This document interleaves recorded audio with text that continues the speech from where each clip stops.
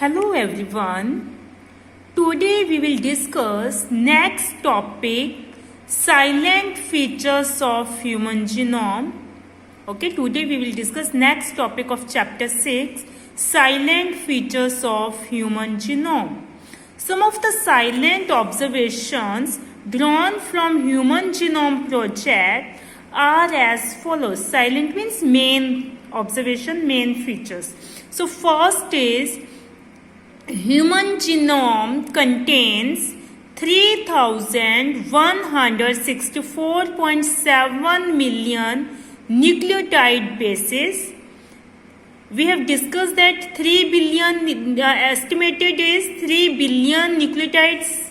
Human genome contains 3 billion nucleotides. So we can say that 3.164 billion nucleotide bases. Okay, human genome contain, अगर हम billion में बात करें तो 3.1 हम कह सकते हैं, 3.1 billion nucleotide bases. Okay,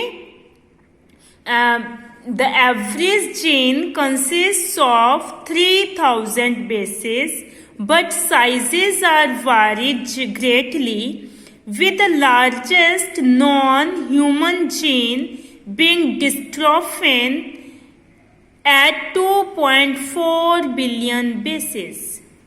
An average gene contains 3000 bases, but the sizes of genes are vary.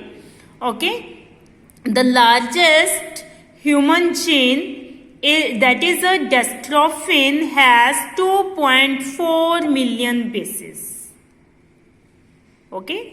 Next is the total number of gene is estimated at 30,000, much lower than the previous estimates of 80,000 to 1,40,000 genes. Okay, the total number of gene estimated is 30,000. देखो पहले क्या है, previous में क्या estimate किया गया था कि जीन्स का नंबर जो है वो कितना होगा, 80,000 या 1,40,000 जीन्स हो सकते हैं. लेकिन ह्यूमन जीनोम प्रोजेक्ट से क्या पता चला, the total number of gene is 30,000. Almost all nucleotide bases are exactly the same in all peoples. Okay, 99.9% nucleotides are same in all peoples. Only 0.1% nucleotides are different. Okay, so 99.9% nucleotide bases are same in all peoples. The functions are unknown for over 50% of the discovered genes. That means the function of 50% genes is unknown. The function of only 50% genes are known and 50% genes are unknown. Okay. Next, less than 2% of the genome code for protein. Okay, पूरा genome के हमने देखा कि 3.1 billion जो base pair हैं, उनमें से क्या है, less than 2% code for protein. Only less than 2% genome code for protein. वही प्रोटीन बना रहा है. 2% से कम जो न्यूक्लियोटाइड सीक्वेंसेस है, सिर्फ वही क्या कर रहे हैं, प्रोटीन को कोड कर रही है. बाकी सभी कोई भी कोड नहीं कर रहा. ठीक है, सभी क्या है, नॉन कोडिंग सीक्वेंसेस है. Repeated sequences make up very large portion of the human genome. देखो अभी हमने बात की कि जो सिर्फ 2% न्यूक्लियोटाइड्स ही क्या कर रही हैं, प्रोटीन के लिए कोड कर रही हैं. तो जो कोड नहीं कर रहे हैं वो क्या है, repeated sequences make a very large portion of the human genome. That means repeated sequences are more in number that repeat again and again. They are non-coding sequences that do not code for any protein. Okay, repeated sequences are stretched of DNA sequences that are repeated many times. The sequences that are repeated many times, this is known as repetitive sequences.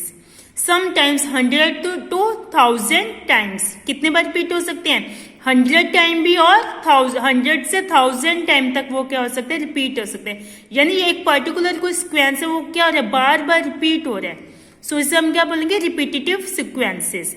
They are thought to have non direct coding functions. मतलब ये क्या कर रहे हैं, they do not code for any protein, they are non-coding sequences, they do not code for any protein, but they shed light on chromosome structure, dynamics and evolution, but they help on chromosome structure, dynamics and evolutions। ठीक है, वो मतलब protein को code नहीं कर रहे, लेकिन वो क्रोमोसोम के स्ट्रक्चर में, इवोल्यूशन के अंदर वो क्या कर रहे हैं, हेल्प कर रहे हैं। Chromosome 1 has most genes 2968 and Y has the fewest 231. Okay, that means the chromosome number 1 has maximum gene, that is 2968, and Y has minimum gene, that is 231. Next, scientists have identified about 1.4 million locations where single base DNA differences, SNP single nucleotide polymorphism, pronounced as SNPs, occur in humans. ठीक है, scientists have identified about 1.4 million locations SNPs. That means SNPs means single nucleotide change, यानी उन्होंने ऐसे मतलब 1.4 million location ऐसी find की जिनमें क्या है, एक सिंगल न्यूक्लियोटाइड क्या हो रहा था, चेंज हो रहा था। देखो बाकी सभी पीपल्स के अंदर पूरा जीनोम क्या सेम है, सिर्फ एक सिंगल न्यूक्लियोटाइड क्या हो रहा था, चेंज हो रहा था। तो उन्हें ऐसी 1.4 मिलियन लोकेशंस मिली जिनमें क्या है, एक सिंगल न्यूक्लियोटाइड चेंज हो रहा है। सिंगल न्यूक्लियोटाइड पॉलीमॉर्फिज्म का मीन्स क्या है, single nucleotide change. This information promises to revolutionize the processes of finding chromosomal locations for disease-associated sequences and tracing human history. अब इस इंफॉर्मेशन से क्या हुआ, जो मतलब डिजीज करने वाले जो सिक्वेंसेस हैं उनको पता लगा के उसके अंदर चेंज करके क्या है, बहुत बड़ा मतलब चेंज किया जा सकता था। तो इस तरह से ह्यूमन हिस्ट्री में ये क्या हो गया, बहुत ही बड़ा एक प्रोजेक्ट था। देखो ये क्या था, एक 13 ईयर प्रोजेक्ट था। This is a 13 year project but got completed in 2006। होना तो 2003 में कंप्लीट चाहिए थे, लेकिन ये कंप्लीट कब हुआ, in 2006। That means 3 years later than estimated. Estimated तो क्या था, 2003 में ये कंप्लीट हो जाएगा, 13 ईयर प्रोजेक्ट है, लेकिन ये कंप्लीट कब हुआ, 2006 में। That means 3 years later than estimated. Due to the chromosome number 1 which has a lot of sequences. अभी हमने क्रोमोसोम नंबर 1 में बात की कि इट हैज मैक्सिमम जीन्स।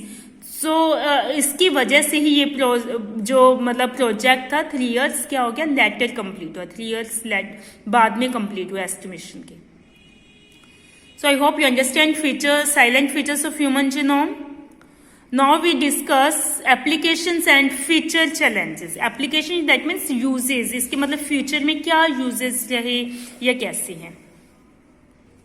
देखो इससे हमें क्या है, डीएनए सिक्वेंसेस के बारे में नॉलेज मिली, ठीक है, कि किस तरह से डीएनए सिक्वेंसेस हैं, तो उनका उसके हेल्प से हम क्या कर सकते हैं, it help in diagnosis and treatment of disease, जिसकी वजह से अब इनके सिक्वेंस का पता चले, जिसकी वजह से डिजीजेस का पता लगाने में इजी हो गया, उसके ट्रीटमेंट में इजी हो गया। We can cure diseases using recombinant DNA technology based on human genome project. और इसकी वजह से जो रिकम्बिनेंट डीएनए टेक्नोलॉजी का यूज करके क्या है, डिजीजेस को क्योर किया जा सकता है। Okay, insulin can be made by E coli. E coli के अंदर हमने देखा था, जीन रेगुलेशन में देखा था कि एक जीन से हम क्या कर सकते हैं, प्रोटीन बना रहे हैं, उसको हम रेगुलेट कर सकते हैं। तो इससे insulin can be made by E coli. E coli से हम क्या इंसुलिन बना सकते हैं, जिससे डायबिटीज डिजीज में हेल्प मिलेगी। It is also done on non humans too. Okay, non human जो ऑर्गेनिज्म है उसमें भी इसको मतलब उसमें भी उनके जीनोम को पहचानने में इससे हेल्प मिली। जैसे ईस्ट है, बैक्टीरिया है, ओके, प्लांट्स हैं, तो नॉन ह्यूमन ऑर्गेनिजम्स जो हैं उनके अंदर भी इसको ह्यूमन जीनोम प्रोजेक्ट को क्या किया गया, डन किया कि उनके भी जीनोम को, किस जीनोम के अंदर जो सीक्वेंसेस हैं उनको पता लगाया गया, ओके, जिससे उनके हेल्थ केयर की जा सके, ठीक है, जो प्रोडक्शन और या प्लांट्स उनको इंक्रीज किया जा सके, एग्रीकल्चर एनर्जी प्रोडक्शन में उससे हेल्प मिली। So also help in studying of tissues, okay, tissues की स्टडी करने में हेल्प मिली। ऑल द जीन्स और transcripts in a particular tissue, organ और a tumour can be analysed to know the cause of effect produced in it, ठीक है, इन और किसी ऑर्गन में, टिश्यू में या कोई ट्यूमर जो कैंसर प्रोड्यूस कर रहे हैं, ठीक है, उनके अंदर मतलब किसकी वजह से वो मतलब हुआ है, तो उसका पता लगाने में इजी हो गया।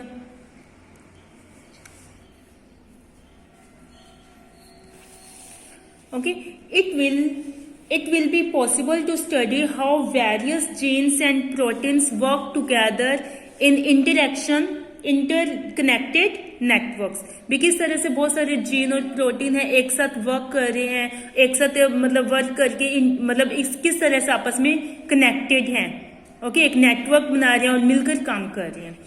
देखो जैसे अभी हम यहाँ ट्यूमर की बात कर रहे हैं, so it is also help to determine genes that will change cancerous cell to normal,